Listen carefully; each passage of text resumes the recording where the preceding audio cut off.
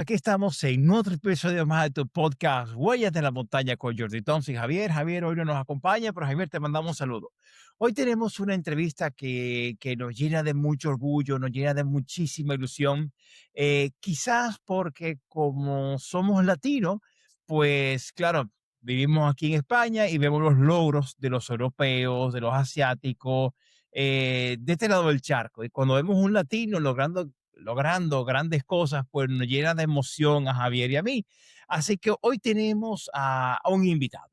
Él se llama Mateo. Mateo logró un hito histórico en subir el Everest sin oxígeno suplementario, pero solo, sin Sherpa, lo que lo va a hacer todavía más. O sea, ya es difícil de por sí, pues sin oxígeno ya es difícil y en soledad, pues diferente. Así que, Mateo, muchísimas gracias por aceptar esta entrevista a nosotros. Bienvenido, Mateo.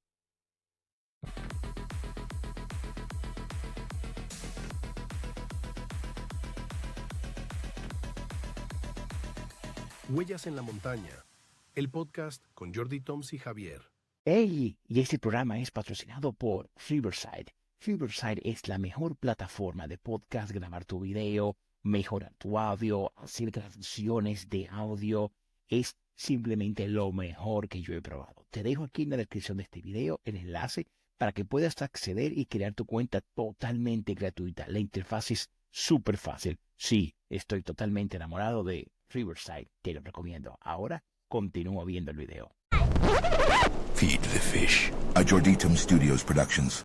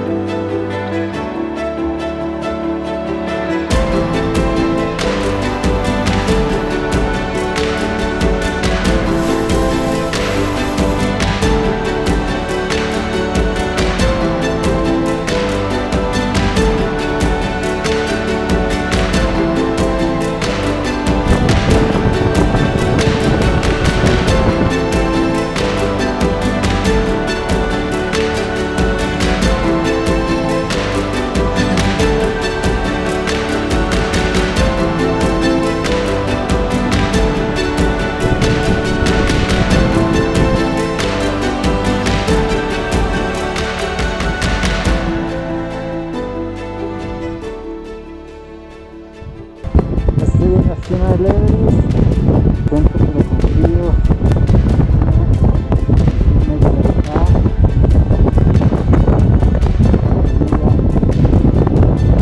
a este cuerpito poderoso que me permitió llegar acá a esta cima, especialmente le quiero dar las porque si hubiera montañas, pero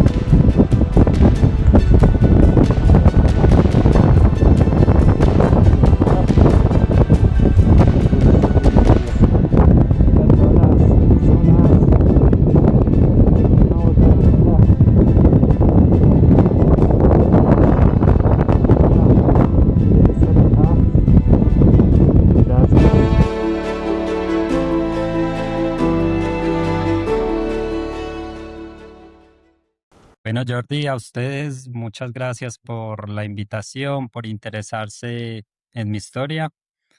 Nada, muy contento de estar acá y compartir con ustedes pues lo que fue esa historia de mi ascenso al Everest. Madre mía, mira, Mateo, cuando yo le preguntaba, cuando le decíamos a muchísimas personas que te íbamos a entrevistar, me dijeron, wow, pero es que la historia de él tiene que ser, o sea, de otro mundo. Así que yo, antes de entrar a la historia de cómo fue esa conquista, pues porque ya, o sea, ya conozco mucho de ti y sé que la perseverancia fue tu mayor aliado. Pero antes de ahí, vámonos pequeñito, Mateo. ¿Cómo llegas tú al mundo de montaña? ¿Cómo empiezas tú a querer expandirte al Himalaya? ¿Tu primer contacto cómo fue con la montaña? Bueno, pues yo tuve la fortuna de crecer en el campo, en las montañas, no montañas nevadas, no montañas altísimas, pero sí en los Andes, montañas de 2.600, 3.000 metros. Crecí ahí mis primeros 20 años de vida, así que mi contacto no solo con las montañas, sino con la naturaleza fue desde que nací. Por allá cuando tenía 15 años estaba iniciando como en el deporte, competía en carreras de estas de aventura o de estos ride que llaman, y había una carrera en el Parque de los Nevados en Colombia. Entonces me fui a entrenar allá con unos amigos, contratamos un guía para que nos llevara a subir un nevado porque nunca habíamos ido. Y tuve la fortuna de que mi guía fue el primer colombiano que escaló el Everest. Así que en esa primera expedición que yo hice a las grandes montañas, mi guía fue Manolo Barrios. Él fue el primer colombiano en subir un 8.000 en el Madre mía. 84, el Broad Peak, si no estoy mal. Y también luego fue el primer colombiano en el Everest con otros tres compañeros de él. Así que en esa expedición o en ese viaje corto que nos dio a nosotros, él me contagió como ese amor por las montañas. Y desde ese momento, sí, nació como ese amor a primera vista, llamo yo, porque a partir de ese momento, pues dejé un poco lo que fueron las carreras de aventura y me dediqué a ir más a las montañas, a aprender a escalar de cuerdas. Y digamos que así transcurrió un camino de unos 22 años hasta poder alcanzar el Everest. Madre mía. Mateo, y claro, yo me imagino que antes de tú dar el paso al Himalaya, pues pasaste por la Concagua, por el Chimborazo, por el Mackenzie en Estados Unidos. Me imagino que o fue, vámonos directamente para el Himalaya. Em, a ver, yo escalé muchos años en Colombia. Acá tenemos montañas de 5.700 metros. Son altas, no demasiado, pero hay montañas técnicas. Escalé también en roca, me formé como escalador, como montañista.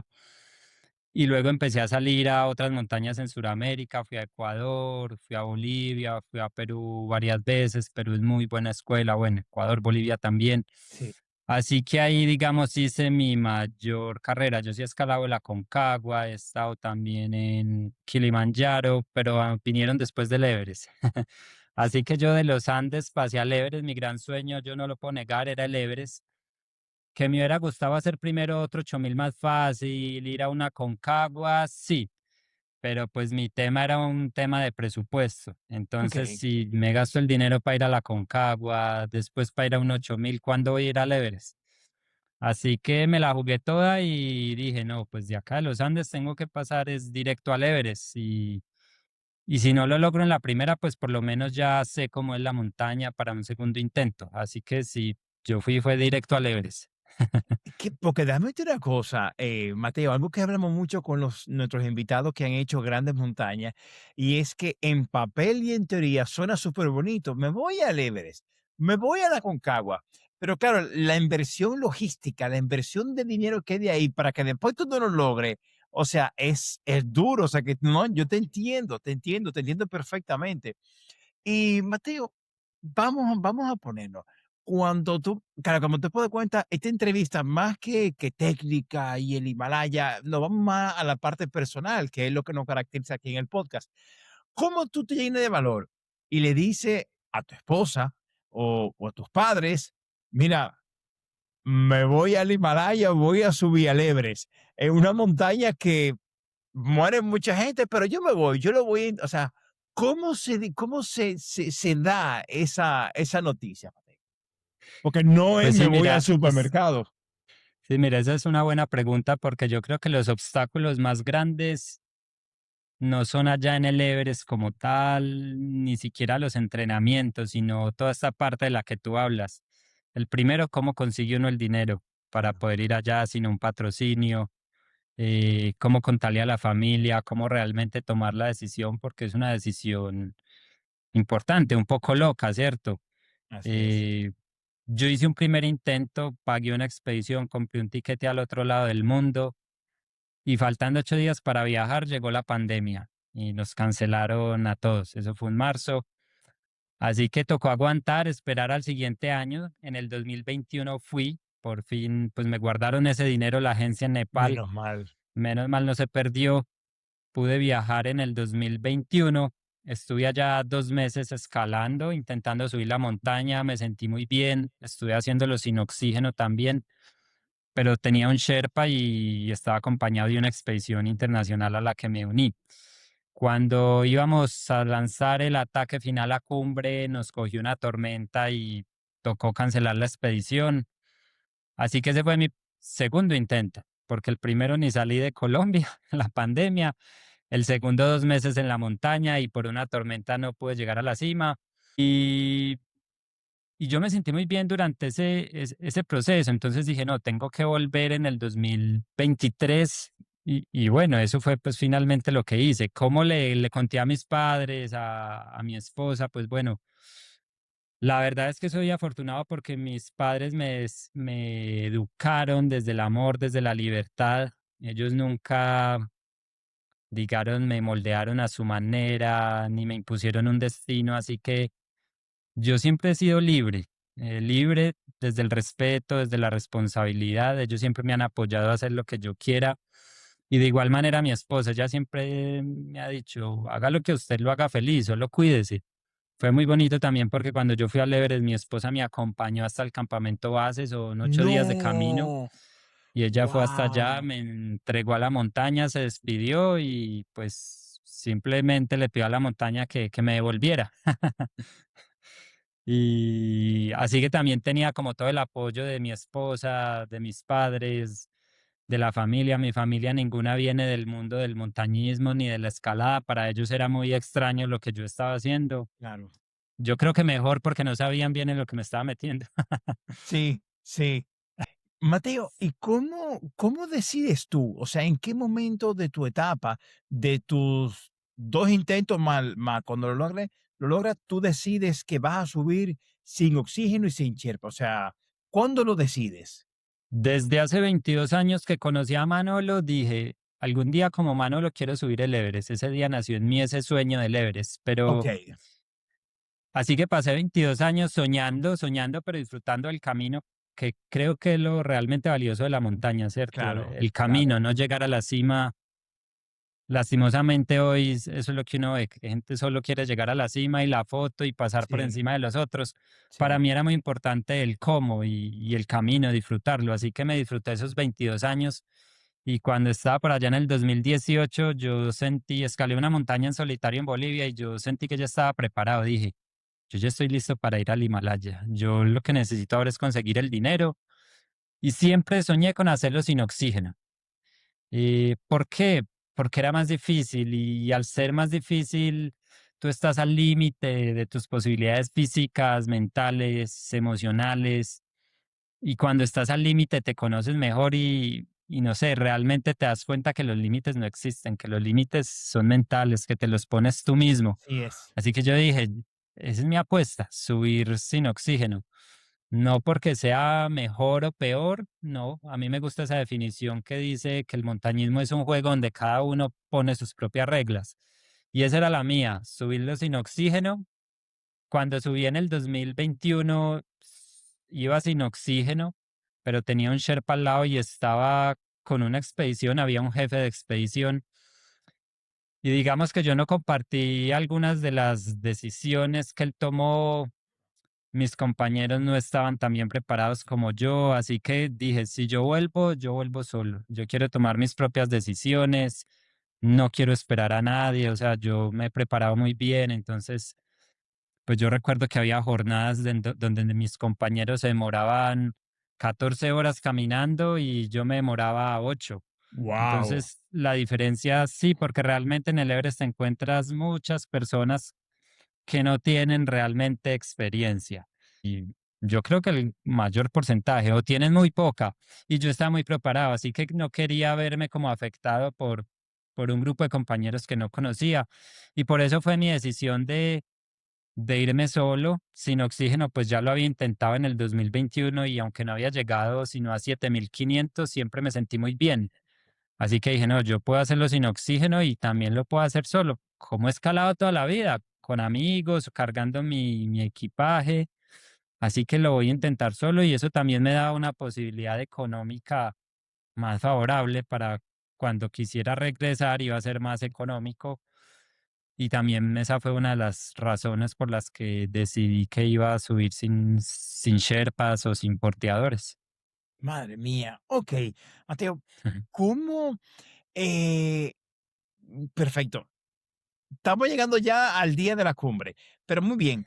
¿Cómo tú entonces le explicas a tu esposa, yo me voy sin oxígeno? Ok, ya entendí el Sherpa. Perdón, ¿cómo tú le dices, perdón, escúchame, me voy sin Sherpa? Porque también entendí ya lo del oxígeno, de tu sueño y todo, pero claro, sin el Sherpa, que en teoría es el que te va a guiar, el que te va a ayudar, es como tu compañero si te pasa algo, porque lo que nos dicen siempre es, no te vayas solo, no te vayas solo. Y claro, ¿cómo se dirige esta información? Te digo, porque una de las preguntas que en común antes de entrevistarte, pues hice un sondeo y una de las preguntas que más salía era, ¿cómo se transmite a tus familiares? Me voy solo al Everest. Sí, pues sabes que no fue tan difícil por lo mismo que te decía ahorita, porque mi esposo es una persona que sabe quién soy, confía en mí, sabe que yo no soy un loco y que mi objetivo no era la cima, mi objetivo era regresar, ¿cierto? Así que ella sabía que si yo me sentía mal, inmediatamente me iba a devolver. Ok, Eh, Muchos años de experiencia en la montaña te dan algo muy bonito y es el conocimiento, tu autoconocimiento. Entonces, yo sabía si me sentía bien, si me sentía mal. Claro, cualquier cosa te puede pasar, es verdad, y el Sherpa te puede salvar la vida, pero también puede pasar lo contrario, que tu Sherpa se agote o necesite ayuda y pues finalmente tu expedición se tiene que cancelar por eso. Entonces yo claro, puse las cosas como en una balanza y finalmente digo, confío en mí 100% y me voy solo, me la tengo que jugar, voy a mi ritmo, nadie me molesta, no me preocupo de nadie más y la atención es 100% para mí. claro, Mi claro. esposa confió en mí, solo me dijo, lleve una botella de oxígeno por si le pasa algo y necesita para bajar. Yo le dije, bueno, después hablamos de eso, sí, sí, sí. Y al Pero lo final, cierto es que yo nunca la llevé porque no lo consideraba y también porque llevar una botella de oxígeno es bien pesado. claro, Así que yo decía, me pongo a cargar esa botella hasta la cima y tal vez por eso no soy capaz de subir, porque cargar una botella de 4 kilos durante claro, 15 horas hacia arriba, claro. finalmente te puede faltar esa fuerza. Entonces más bien no la subo. Qué bueno. Ahora, también todo no fue tan bonito. Mateo, tú cuentas que en el escalón de Hillary, pues te encontraste un cuerpo congelado y poco después con un capitán del ejército nepalí en peligro, puede ser. Eh, por ahí va la cosa, ¿verdad que sí? Sí, pues en una expedición de estas pasan muchas cosas. Tú vives Sí, en 2 meses que dura la expedición, lo que alguien puede vivir en 20 años. Nosotros éramos en total como 1.200 personas escalando la montaña. De las 1.200, aproximadamente 600 llegaron a la cima. De las 602 lo hicimos sin oxígeno. De esas 618 murieron. Yo subí en la temporada más trágica de la historia. En el 2023, 18 personas perdieron wow, la vida de y acuerdo. de esas 18, 3 eran compañeros míos. Yo tenía compañeros porque para escalar el Everest es obligatorio pagarle a una agencia en Nepal para que te organice los permisos y también yo pagué, digamos, la logística en el campamento base. Ok, Entonces, en el campamento base tú tienes un baño, tienes derecho a alimentación y agua. Ya en todos los campamentos de altura, yo soy autónomo, tengo que llevar mi tienda o carpa de dormir, mi ropa, mi comida, mi estufa, mi combustible, todo. Yo ya soy solitario de ahí para arriba. Pero en el campamento base sí que tenía unos compañeros, tenía 10 compañeros de diferentes nacionalidades, ellos tenían su Sherpa, cada uno tenía su itinerario por su lado, y 3 de estos compañeros murieron desafortunadamente. Entonces vives ahí muchas cosas porque mientras yo alcanzaba la cima, uno de ellos moría en el campo 4, Wow, una semana después 2 de ellos nunca regresaban de la cima. wow. Mm, y sí, mi historia es que cuando yo llegué a la cima el día de mi ascenso, pues ocurrió algo y es que había mucho viento, más viento pues de lo normal o de lo esperado. Las personas arrancan a la cima tipo 5 o 6 de la tarde para escalar toda la noche. Eh, yo iba a salir, pero el viento era tan fuerte que decidí detenerme, no salir. Le envié un mensaje satelital a mi hermano preguntándole cómo iba a cambiar la meteorología durante la noche y él me dijo que tal vez a las 8 o 9 de la noche iba a mejorar el viento. Así que yo me quedé allá solo en el campo 4. Vi que todo el mundo con sus máscaras de oxígeno y sus linternitas arrancó hacia la cima y yo me quedé solo. 3 horas después el viento seguía igual, así que dije, bueno, me la tengo que jugar, tengo por lo menos que intentarlo, voy a arrancar, si me siento muy frío, me devuelvo, porque uno de los mayores problemas de escalar sin oxígeno es que tu cuerpo no produce calor con igual eficiencia, así que el riesgo de congelación es muy alto.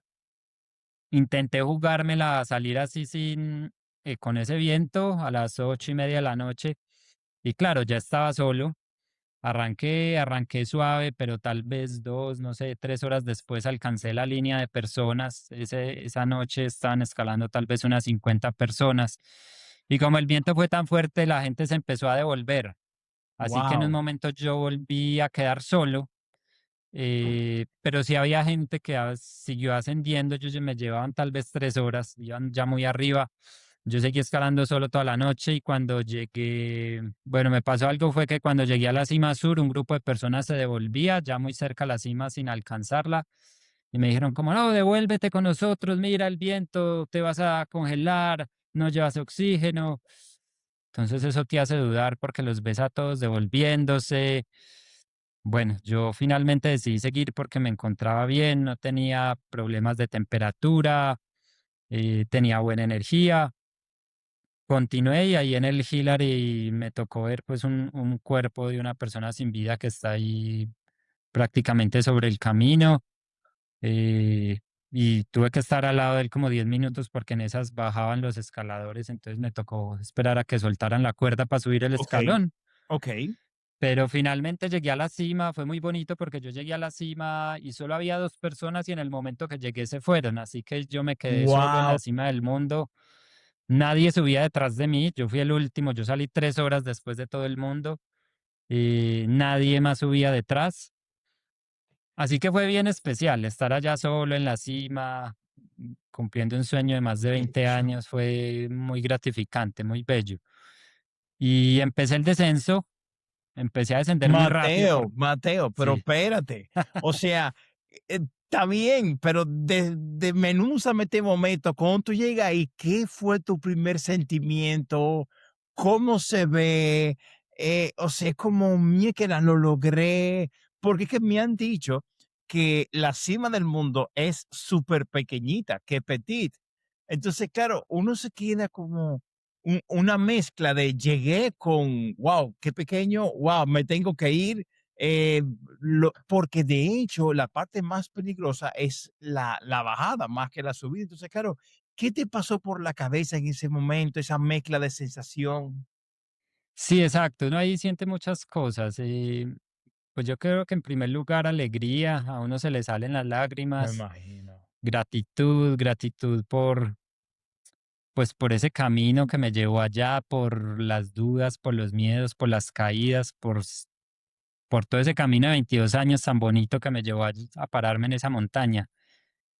Por eso sentí gratitud, por el cuerpito poderoso que me llevó a la cima, por, sí, porque sé que es un lugar que muy pocas personas pueden tocar, así que ese fue el sentimiento como que más me embargó, Oh, no. un sentimiento de gracias, de gratitud, de felicidad. pero es un sentimiento rápido, porque como tú dices, uno está ahí 5 minutos y dice, bueno, mire las horas que son, usted tiene que arrancar para abajo. Yo siempre había hablado con los Sherpas abajo y ellos decían, nadie debería por tarde llegar a la cima del Everest a las 12 máximo, máximo. Uno quiere llegar a las 6 de la mañana. Y yo miré el reloj y eran las 12. Ay, Y yo me Dios acordaba de mío. las palabras de ellos. Yo decía, está súper tarde, yo tengo que arrancar de acá rápido. Entonces es uno como, llegué, pero en realidad la felicidad o el descanso Claro, claro. pleno lo encuentras es en el campo base. Los montañistas decimos que la cumbre está en la casa o en el campamento base porque la cima es la mitad del camino. Así es, así Y eso es. era lo que sentía, como sí, muy contento y todo, pero estaba en la mitad del camino. Y Wow. así que había que descender y en los descensos pues es donde ocurren la mayor cantidad de accidentes. Así que uno está ahí como todavía muy alerta. Bueno, ya lo logré llegar, ahora tengo es que bajar vivo con todo el cuidado, alerta máxima de no cometer ningún error. Así que ahí estuve 5 o 10 minutos. Yo saqué mi celular para tomar una foto, pero lo llevaba 100% cargado y con el frío, nada, ninguna foto. No, Tenía una, Mateo, pero no. tenía una pequeña camarita donde me pude hacer un video malito que ahorita les comparto. Lo único que Okey. pude sacar de ahí, las pocas fotos que tengo son pantallazos del video, porque sí, se me congeló el celular. Pero bueno, Wow, pude tener un registro con la otra cámara qué y bueno. ya empecé el descenso rápidamente. Y ahí fue donde pues te iba a contar la historia de que me encontré una persona con problemas. Cuéntame, Mateo, sí, cuéntame. Ya cuando pasé el escalón Hillary, o sea, yo era el último en la montaña, nadie más ni subía ni bajaba, y me pasé la penúltima persona, la alcancé, y cuando la alcancé, él me mostró sus manos, y cuando me hace así, sus dos manos eran ya como unos bloques de hielo. Entonces yo miré y era una persona sola, yo lo miré y dije, no, pues sentencia de muerte porque estamos casi en la cima del Everest, nadie más viene detrás, nadie te puede ayudar acá, uno no puede ayudar a nadie en esas condiciones, a esa altura, Claro. pero sin embargo yo vi que la persona estaba parada, tenía fuerza, me hablaba, y yo dije, ¿cómo no le ayudo? Yo le dije, venga, yo le voy a ayudar, váyase conmigo que yo le voy cambiando, básicamente lo que hay que hacer es cambiar el mosquetón a todas las cuerdas y vamos bajando, que cuando haya un rappel, hacemos un rappel en tándem, un descenso largo. Y así empecé con él. Ah, bueno, él en ese momento es que él fue muy de buenas porque me dijo, míreme el oxígeno. Y cuando yo lo miré, cero, se le había Ay, acabado. Dios mío, ¿de qué país era? Resulta, él era un capitán del ejército de Nepal. Yo me Ese entero de es el eso, nepalí, okey. sí, yo me entero de eso después. Pero en ese momento yo lo veía como un Sherpa, tenía como la cara de un Sherpa y yo decía, pero ¿qué hará un Sherpa acá solo? Yo no le escuchaba bien, él hablaba muy mal inglés y el viento era muy fuerte, así que bueno, vamos es para abajo, le di un poco de agua, un gel energético que tenía y fue tan de buenas que me encontré una botella de oxígeno ahí cerquitica y estaba No, llena, así que se no. la cambié, se la puse, le puse su máscara, regulador, se la abrí y empezamos para abajo. Y llegamos a un punto ya después de la cima sur, donde empieza la cima sur, que ya hay que hacer como rapel en realidad porque es muy Sí, pendiente. Y él ya se me empezó como a quedar, ya se sentó en la nieve, no fue capaz de pararse, no me reconocía, estaba como alucinando. De hecho, me pegó un par de patas con sus crampones que me rompió el traje de pluma, los guantes, porque yo las wow. paré así. Entonces yo dije, no, este hombre ya está alucinando, me toca, mm, me toca dejarlo. La historia es resumida, pero yo ya había bajado un pedazo y yo le dije a él, baje usted, que yo desde acá lo freno. Yo le dije un nudo dinámico para frenarlo y él no me entendía, él no era como muy buen escalador, no sabía qué hacer. Y como no quería bajar, me tocó volver a subir donde él. Así que yo volví a subir donde él. Me demoré, fue poco, fueron tal vez 60, 80 metros, pero eso te puede tomar 40 minutos sin oxígeno a esa Claro, altura, no sé. El claro. caso es que yo volví a subir por él y cuando llegué era que él estaba ya alucinando y me pegó sus patas con sus crampones. De ahí me tocó tomar la decisión de dejarlo a su suerte. Yo le abrí su botella de oxígeno Le dije, ve con Dios y me fui. Ahí lo dejé sentado, lo dejé amarrado y me fui. Yo pensé que él había muerto porque él ya tiritaba, ya estaba como agonizando. Y a todo el mundo yo le conté la historia, ¿no? Dejé a un Sherpa, les decía yo, se me quedó allá, se murió, le decía a la gente. Y mi historia la conoció varias personas, varios montañistas que dieron cuenta que no llevaba oxígeno. Y resulta que uno de ellos tenía problemas de congelaciones, llegó al campo 2, tomó un helicóptero, se fue para el hospital de congelados, porque en Katmandú hay un hospital de congelados, Madre a que mía. le trataran sus congelaciones. Y al otro día llegó un herido, se lo pusieron al lado y estaba pues sí con problemas de congelación en muchas partes del cuerpo y se puso como a hablar y dijo, pero, y él le contó que había pasado la noche casi en la cima del Everest y él dijo, pero es que esta es la historia que me contó el colombiano. Wow. Entonces me escribió y yo me enteré de eso un mes después que estaba ya en casa y estaba abriendo los correos electrónicos antiguos. Y yo dije, pero alguien me escribió, Mateo, estoy acá con el Sherpa que usted ayudó a salvar. Y yo no entendía, yo cuál Sherpa, yo a quién salvé, yo no, el único que yo ayudé se murió por allá arriba. Y me mandó una foto y yo quedé, ¿what? ¿Qué pasó acá?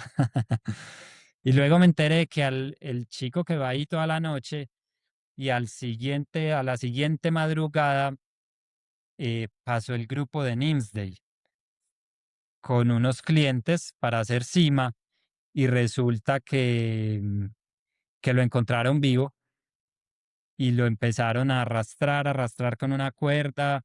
Creo que él pudo caminar un pedazo después y ya más abajo un helicóptero lo enganchó y se lo llevó directo a Katmandú y cayó al agua ahí de este compañero que había conocido mi historia. Madre Y pues esa mía. fue la historia de este capitán del ejército. Después me enteré que es que él subía con un Sherpa, este capitán del ejército subía con su Sherpa y el Sherpa le dijo, hay mucho viento, yo no voy a seguir en estas condiciones. Y el capitán le dijo, devuélvase, yo sí sigo. Y él siguió, llegó a la cima muy bien, pero se le acabó el oxígeno y inmediatamente se empezó a congelar, a sentir mal y no tenía más oxígeno. Ya cuando yo le puse su botella de oxígeno, pues ya se había congelado las manos y ya estaba muy descompuesto. Wow. Y, Esa fue después, la historia. y al día de hoy tú sigues en contacto con él, porque en pocas palabras también tú eres una especie de ángel de la guarda de él. Eh, yo personalmente no pude hablar con él. Mi hermano, bueno, mi hermano luego escribió como un libro sobre mis viajes allá al Himalaya y mientras escribía el libro quiso hablar con él y finalmente por allá lo pudo contactar y chatearon por medio de otra persona porque entiendo que él perdió las manos y Claro, los me pies imagino. también. Entonces, sí hubo alguien que chateó le contó toda esta historia, pues él dijo que claro, que se acordaba de mí muy bien, que gracias, que él no se acordaba que me hubiera pegado patadas ni nada, pero que gracias por ayudarle, que él se acuerda que yo le di el oxígeno. Bueno, qué Bueno, bonito, Mateo. esa es la historia con este chico. Mateo, y el que quiera comprar ese libro tuyo, ¿cómo puede comprarlo? Bueno, en Amazon creo que está en PDF, bueno, está en las librerías de Colombia, se llama Montaña en dos actos, es una pequeña historia sobre mi vida y sobre el ascenso al Everest, sí. Pues, pues mira, pues los voy a dejar aquí en la descripción del video para que las personas pueda comprar tu libro, que de verdad suena Gracias. muy interesante. Mateo, también tú has comentado, o sea, por otras entrevistas que he visto tuya, de que hubo un momento en que un montañista te advirtió de que te ibas a morir si tú seguías. Claro, ¿qué proceso mental tú seguiste para confiar en tu propio autoexamen, como tú decidiste, como explicaste antes, que tienes esa tengo que reconocer que tú la tienes, yo no. Yo tengo ese macho alfa, lomo plateado, que digo, yo llegué, yo llegué, yo termino, yo que me muera, yo subo. Pero claro, cuando te advierten de esa manera que este montañita te lo dijo, ¿cómo te autoevaluaste para decir, uy, si este me lo está diciendo es por algo? Porque no debe ser un momento fácil, ¿eh? Sí, eh, yo creo que para uno subir el Everest, pues debe tener varias cualidades y tal vez una de las más importantes es la autoconfianza, ¿cierto? Sí. Porque es verdad que es un reto físico, principalmente sin oxígeno, es un reto físico bien importante, pero lo que te sube a la cima es tu confianza, tu fuerza de la cabeza, del corazón. Eso es lo que realmente necesitas tener de fuerza. Esa confianza yo creo que se cultiva con los entrenamientos, con haber ido muchos años a las montañas, con haber estado solo también. Yo soy una persona pues que he escalado en solitario muchas veces, que me gusta estar solo. La soledad para mí no es un problema, no es un fastidio, es una gran compañera. Así que para mí no es nada raro tener que afrontar un ascenso solo. No me siento mal ni me da miedo, ¿cierto? Yo subí en solitario y en un punto, como te dije, eso fue en la cima sur, eso es a 100 metros de la cima real, que un grupo de, no recuerdo, 10 15 personas se devolvía sin alcanzar la cima. Y fue pues muy particular porque recuerdo que cuando los fui a pasar, una chica me puso la mano como pare. Sí. Y yo la miré y yo, ¿por qué? Y me dijo, pues mire el viento, todos nos estamos devolviendo, te vas a congelar. Y yo los miré y todos los sherpas eran así callados, mirándome a ver yo qué iba a hacer. La chica también me miraba y yo los miraba y cuando pensaba qué hacer, ahí fue cuando ahí vi un muerto también, había un cuerpo sin vida ahí muy cerquita, como recordándome el lugar tan peligroso donde estaba. Recordé cuántas personas se han muerto en ese último pedazo, pero yo también recordé todos mis años de entrenamiento y yo dije, pues yo, ¿por qué me voy a volver si estoy bien? O sea, yo tengo energía suficiente. A mí a veces me preguntan, ¿y llegó muriéndose a la cima? No, yo llegué bien, era muy difícil respirar, sí, pero mi energía estaba bien. Si hubiera tenido que seguir para arriba, hubiera seguido. Yo me sentía bien y no tenía frío tampoco. Así que yo dije, ¿yo por qué me voy a volver? Porque todo el mundo lo hace, porque Tú todo el sabes, mundo va para abajo, pero es que yo no sé el proceso de ellos. Yo sé mi claro. proceso y yo sé que siento los dedos de los pies, siento los dedos de las manos, tengo energía. ¿Por qué me voy a volver? Yo voy a darlo todo y yo no me siento congelado, así que voy a seguir. Y eso hice, fue confiar en mí y no dejarme distraer por lo que dijeran los otros. Eh, Mateo, que sí, eso es muy especial porque, claro, si tú te pones a pensar, uno siempre dice, la montaña te habla, la montaña te transmite, la montaña te dice, de hecho, antes de subir al Everest, se hace como un ritual para presentar tu cima. Claro, pero si sumamos las veces que la misma montaña, por culpa de la pandemia, por lo que fuese, te había dicho, no, no suba, no suba, y cuando tú decides subir, te encuentras con el viento, y tú decides subir hasta que te encuentras diríamos a alguien que te dice, pero ¿para dónde va? Que eres un cúmulo de cosas que te decían no suba. Y es tan impresionante cómo tú te sentías preparado en ti, confiabas en ti, porque donde quiero llegar con esta reflexión es, Mateo, de que no es que tú dices, yo voy a subir, no, sino tú te preparaste, tú tuviste una preparación, tanto física como mental, como de estudios de montaña, para decir, no, que yo confío en mí, o sea, wow, qué bonito y por supuesto, qué lindo que tuvimos un final feliz, Mateo, eso es sí. admirable, esa tenacidad tuya. Sí, exacto. Detrás de una decisión de esas no hay, en realidad eso no es una decisión de ego ni de orgullo, sino de autoconocimiento. Yo decidí continuar porque estaba bien y porque sabía hasta dónde podía llegar a mi cuerpo y eso te lo da el entrenamiento. Cuando tú entrenas, tú sabes si te va a dar un calambre, tú sabes si a este ritmo puedes sostener el paso. Entonces aprendes a conocer el cuerpo muy bien, a la perfección. Y yo en ese momento dije, es que yo estoy bien, yo no tengo por qué devolverme, yo estoy bien y puedo seguir. Y bueno, afortunadamente, pues las cosas salieron bien. Claro. Qué bueno. Y eso me lleva a la siguiente pregunta. Mira, hay una frase tuya, Mateo, que tú dices que la cima es la casa o el aeropuerto o abrazar a tu familia. Entonces, ahora yo te pregunto, ¿Cómo cambió tu perspectiva de riesgo ahora que eres padre? ¿Lo volverías a hacer? Em, pues mira, para mí el Everest fue como cerrar un ciclo, entonces no siento esa necesidad de volverlo a hacer, ¿cierto? Y ahora veo las montañas un poco diferente, como sin esa necesidad de escalarlas. Cuando era más joven yo veía cualquier cosa, una columna del metro y quería subir y escalarla, la fachada de una puerta en una casa y la veía con las formas del agarre para escalar. Ahora no, ahora ya veo las montañas y me basta con contemplarlas desde abajo, así que no siento esa necesidad de subirlas como bien lo dijiste, pues ya soy padre, después del Everest vino un bebé que lleva mucho tiempo buscando Qué ese gran bonito. regalo, el nuevo Everest, el más importante. Así que ahora quiero disfrutármelo todito y no aspiro, pues no aspiro como a volver, por lo menos ahora mismo no siento que vaya a volver al Everest o al Himalaya. Pero respecto a la pregunta, la perspectiva del riesgo, mira, yo creo que los montañistas o la mayoría, creo yo, o por lo menos yo, hablar entonces por mí, no vamos a las montañas peligrosas y hacer cosas difíciles porque valoremos menos la vida. Tal vez al contrario, la queremos tanto que nos preparamos de tal manera que queremos dar lo mejor de nosotros para regresar con vida. Nosotros no queremos morir en la montaña.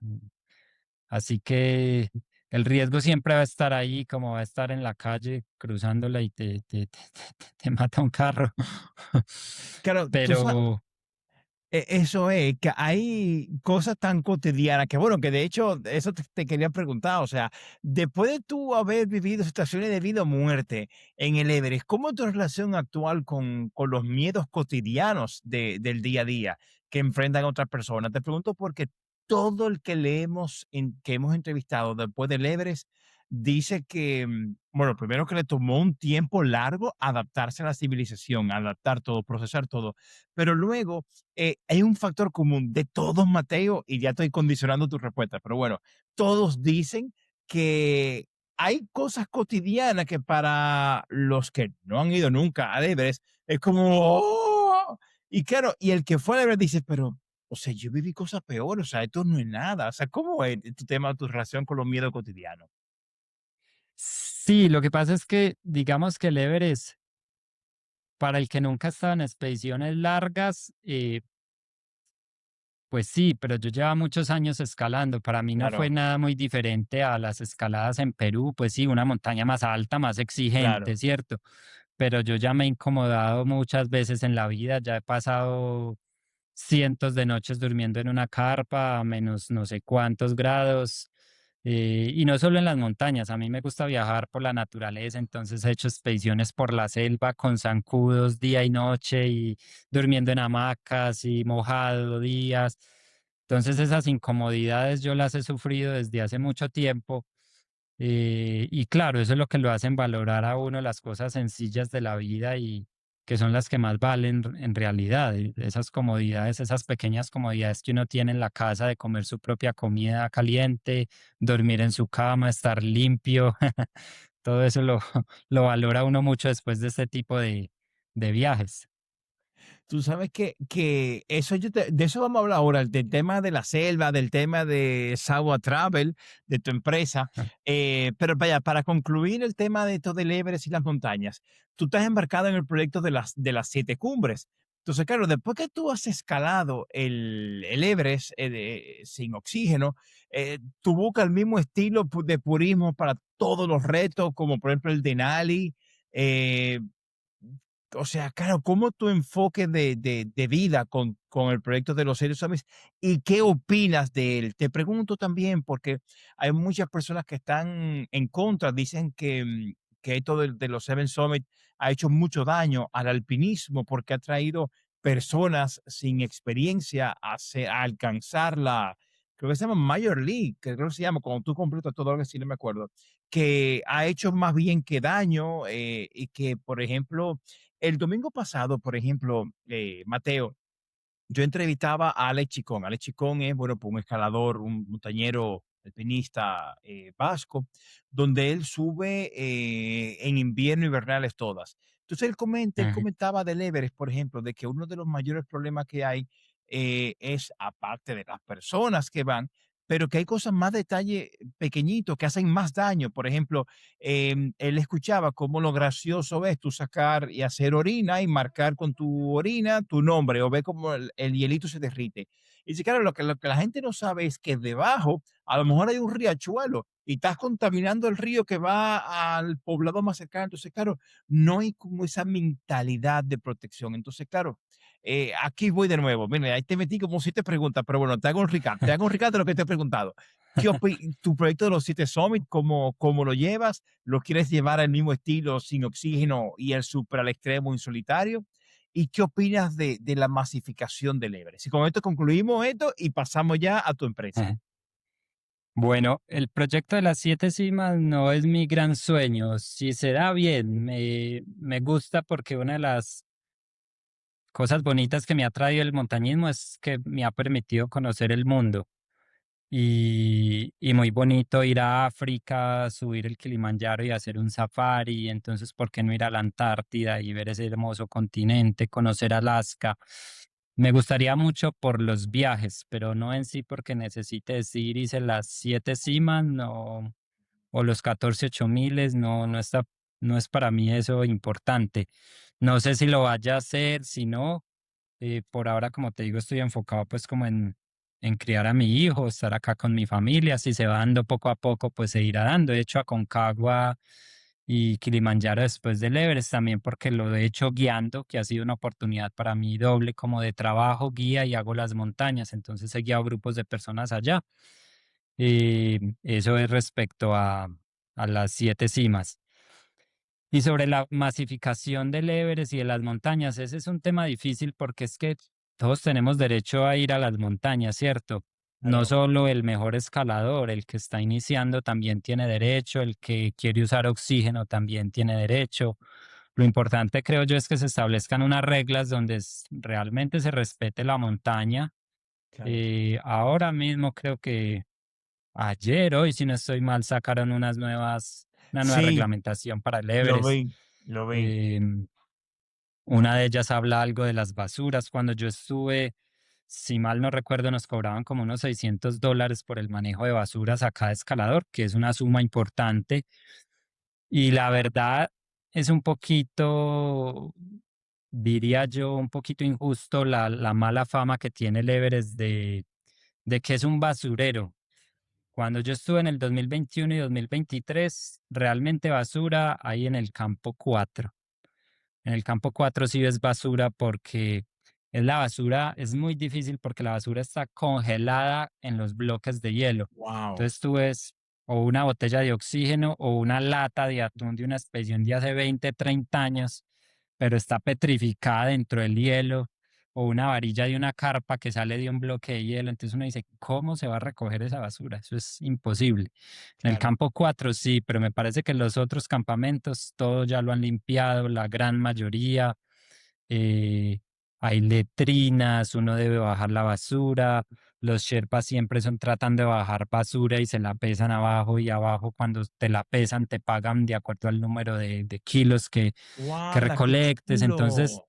creo que sí ha ido mejorando mucho ese aspecto, pero sí tiene que llegar a un punto en donde haya un límite de escaladores, porque es que se están formando unos trancones tremendos allá. Entonces no Claro, puede haber 10.000 personas escalando la montaña, no va a claro, haber muchas muertes, una claro, fila increíble. Entonces, de alguna manera sí tiene que haber una regulación. Lo que pasa es que es difícil porque Nepal vive de eso y ellos cómo van a querer que no vaya más y más gente. claro, claro, Es un tema bien complicado. Ahí pusieron una nueva regla que yo creo que, que es un poco más comercial porque es que todos tienen que haber escalado un 7000 de Nepal.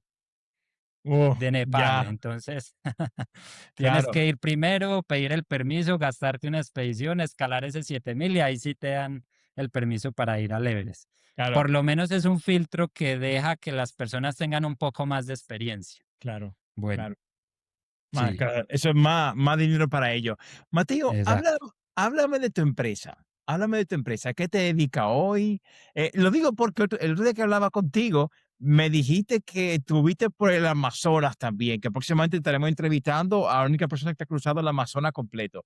Pero bueno, háblame de ti, háblame de tu empresa. ¿A qué te dedicas hoy en día? Yo tengo una agencia que se llama Sawa.travel, Que dejaré el enlace aquí en SAWA. la descripción. Sí, listo. Eh, y en ella hago viajes de naturaleza, principalmente por Colombia, pero también por algunos otros lugares del mundo. Voy al campo base del Everest, por ejemplo, Kilimanjaro, Aconcagua, vamos a Perú, Ecuador, en fin. Pero principalmente hacemos viajes dentro de Colombia y son viajes de naturaleza. Qué Entonces, chulo. Colombia es el segundo país más biodiverso de este planeta. Somos un afortunado de vivir acá. Tenemos dos océanos, selva amazónica, desiertos, montañas nevadas, páramos. Así que hay mucho por conocer en este país y a eso me dedico yo, a llevar gente a todos los rincones de este país. Yo acabo de llegar, sí, como tú lo dices, estaba en el Amazonas guiando un grupo. Ujú. Wow. Bienvenidos todos los que quieran conocer este bello país. Mateo, ¿y el Amazonas es tan peligroso como se ve en los documentales y en las películas?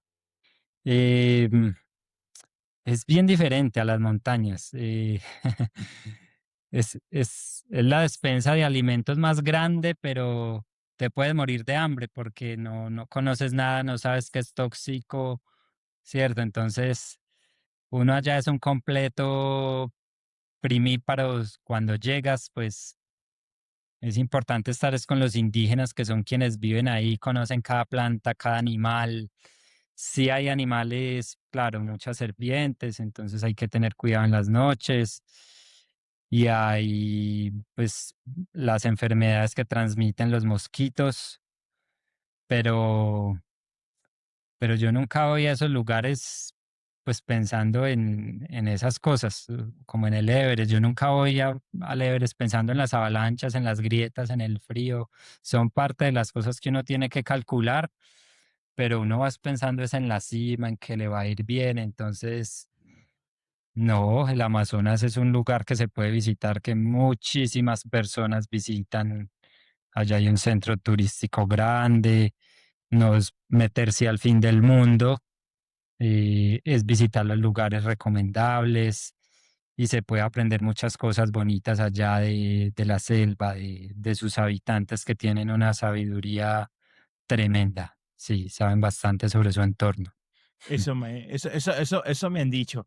Bueno, Mateo, tú sabes que hemos llegado al final de la entrevista, pero hay una pregunta que le hago a todos los invitados y todos, Mateo, tienen una anécdota y es la siguiente.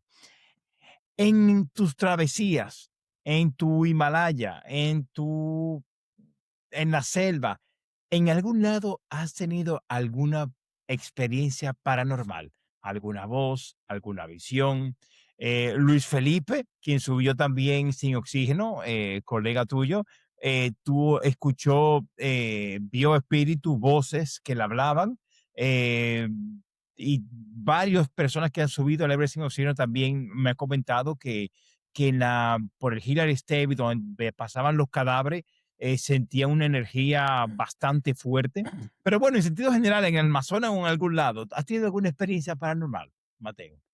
En el Everest, no. Ok. Mm, en las dos expediciones me dijeron la fecha en la que yo debía subir. Y en la del 2021 yo no hice caso y fue el mejor día de clima. En la del 2023 yo hice caso y por eso subí, porque la misma persona me dijo en qué fecha tenía que subir. Me dijo el día, 2 meses antes me dijo el día en el que debía subir. Ajá, Mateo, pero qué Eh, persona. una persona muy conectada con Los Ángeles. Ok. Me dijo, debes subir tal día. Y bueno, la primera vez no le hice caso y fue el único día, mira que me cogió la tormenta y después nunca hubo una ventana de buen tiempo. Wow, Y ese día sí subieron como 150 personas a la cima en el 2021 y luego, pues en el 2023 no iba a cometer el mismo error, así que claro. empecé a aclimatar desde muy temprano para poder estar allá. Y fue una gran apuesta porque yo subí al siguiente día que llegó la cuerda, o sea que llegó la cuerda a la cima. O sea Sí. que yo arranqué a escalar sin saber si iban a Madre poder mía. llegar a la cima los que ponían la cuerda. Madre Yo iba mía. detrás de ellos, pero era mi apuesta. Okey, Y bueno, ellos subieron a la cima y al otro día yo estaba ahí ya subiendo. madre mía. Eh, no, y en otros viajes sí hemos tenido experiencias en la selva. Lo que pasa es que yo he hecho también viajes de sanación con personas que tienen dones y con ellos nos han Okey. pasado muchas cosas. La última vez una chica por la noche se movía y no era capaz, hablaba con voz de hombre, así Uh, como un exorcismo. uh, Nos uh. pasó, fue bastante asustador. Qué chulo, me imagino, Mateo, que todo el mundo tiene una anécdota. Y ya ahora sí, ya, esta ya la pregunta con la que terminamos con todo el mundo, pero ahora sí una pregunta, Mateo. Si tuvieras que elegir, claro, yo sé que esto es como tú decir, que yo prefiero un BMW o un Mercedes. Pero bueno, si tuvieras que elegir, para ti, ¿cuál te gusta más? ¿Los Andes, el Himalaya? No sé si has estado en los Alpes, no sé si has estado en los Pirineos, pero ¿cuál para ti te gusta más? Es que todas las montañas tienen como una energía diferente, pues sin duda alguna las más imponentes sí son los Himalayas. Pues yo había esas montañas gigantes de Perú pero cuando uno llega al Himalaya uno dice, esto es enorme. Sí, esas paredes enormes, enormes. Yo creo que mi lugar favorito es la Sierra Nevada de Santa Marta en Colombia, Wow, por la parte energética que claro, embarga ese lugar. Ese es claro. para mí el lugar más especial o donde mayor conexión he sentido. Sí. Wow, wow.